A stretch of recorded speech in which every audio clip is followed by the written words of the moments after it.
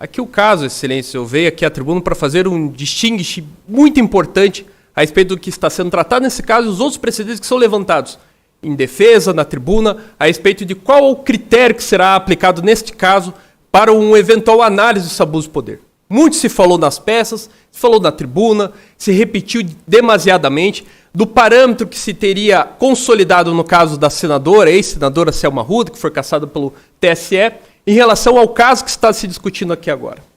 Cabe a mim, Excelências, com todo respeito, fazer aqui uma análise muito, muito peculiar a respeito disso. Primeiro, nós estamos tratando até mesmo de ações diversas. Lá no caso da senadora Selma Arruda, tratava-se de um caixa 2, tipicamente uma discussão de caixa 2. Aplicação irregular de recursos para a campanha eleitoral, arrecadação irregular de recursos. Aqui não, nós estamos numa ótica de abuso de poder econômico, ou seja, situações extremamente diversas. No caso da senadora Selma Arruda, lá o que se foi imputado a ela e acolhido pelo Tribunal Superior Eleitoral foi uma circunstância muito específica, antecipação de gastos típicos de campanha no período de pré-campanha. O que se compreendeu lá à Corte Superior?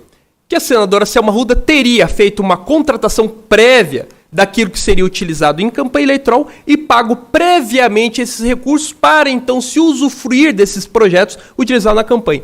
Tanto quanto o Dr. Gustavo, pois somos sócios do mesmo escritório, também foi advogado da senadora Selma Arruda. E lá, qual que foram as provas que trazeram lá? Um HD da empresa que prestou assessoria de campanha para ela, assessoria de pré-campanha para ela, dizendo, tá aqui o HD com as peças que eu produzi no período de pré-campanha que serão e foram utilizadas na campanha eleitoral dela.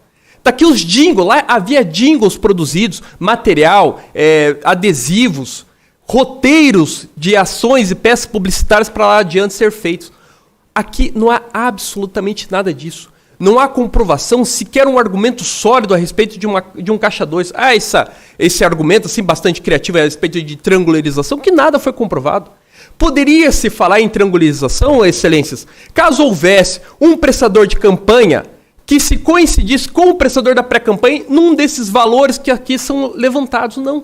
Tirando o nosso escritório e o prestador de serviço ali referente ao transporte, não há nenhuma confluência entre essas pessoas. O marqueteiro não é o mesmo, a produtora não é a mesma. Quem fez todo esse apetrecho, né, para a pré-campanha não se repetiu na campanha eleitoral. Por isso não há que se falar em antecipação de gastos e pré-campanha.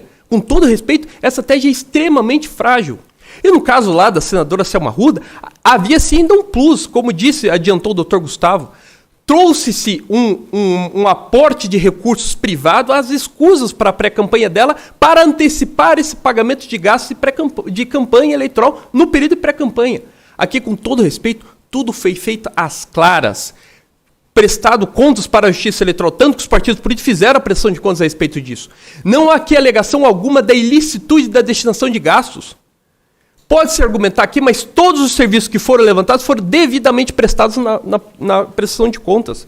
E veja-se, quando se fala também nesse aspecto aqui, muito recorrente na fala das partes, a respeito de qual foi o motivo que levou, então, aos gastos feitos a esse sentido, é justamente num aparato de pré-campanha que todos os candidatos fazem, todos os pré-candidatos fazem, justamente num cenário de incerteza e de ausência de uma regulamentação legal.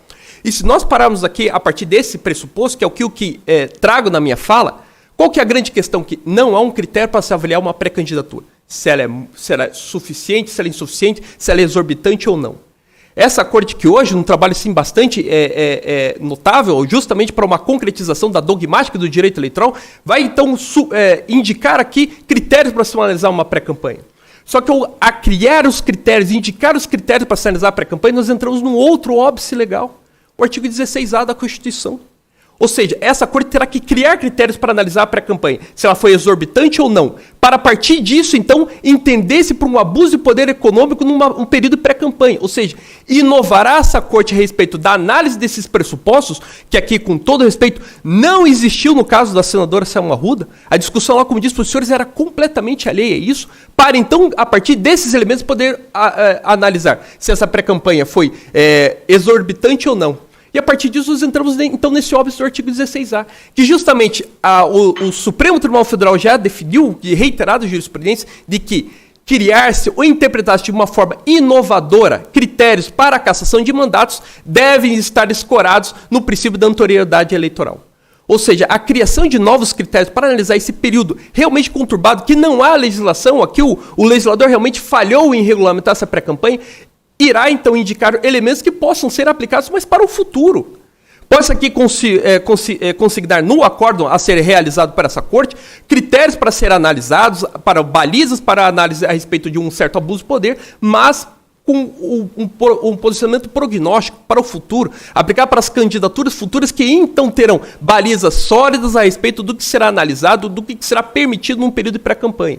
E aqui uma última questão, quando trouxe aqui o advogado que me antecedeu, o Dr. Pitinin, com todas as vênias, falou aqui do parágrafo 2º do artigo 36. Mas veja, com todo respeito, lá trata-se justamente do quê? Desses atos num período de pré-campanha, porque ainda não realizada a convenção, numa contratação futura, ou seja, para equipar o futuro comitê de campanha. Com todo respeito, absolutamente nenhuma relação com isso aqui.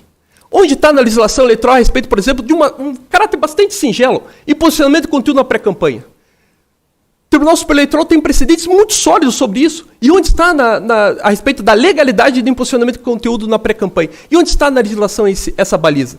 Pela ótica do doutor que me antecedeu, então o parágrafo 2º do artigo 36 vedaria essa prática. Porque aqui só fala dos gastos para a instituição, do futuro comitê de campanha. Ou seja, não estamos aqui tratando das mesmas balizas, não aqui estamos tratando dos mesmos temas. E aqui, mais uma vez, os próprios componentes dos partidos que deram aso à abertura da ação mencionam que não foram esses gastos que deram aso à vitória de Sérgio Moro na campanha, mas sim outros fatores. Alguns relegam as propagandas, as pesquisas eleitorais que foram divulgadas, outros relegam a uma superexposição ou problemas até mesmo ligados à aceitação do eleitorado. Por isso que, excelência, mais uma vez, rogando vênia o posicionamento contrário, respeitando o posicionamento do Ministério Público Eleitoral, pedimos aqui pela improcedência, total improcedência das ações, mantendo o mandato do senador conquistado pelo voto do povo paranaense. Obrigado, excelência.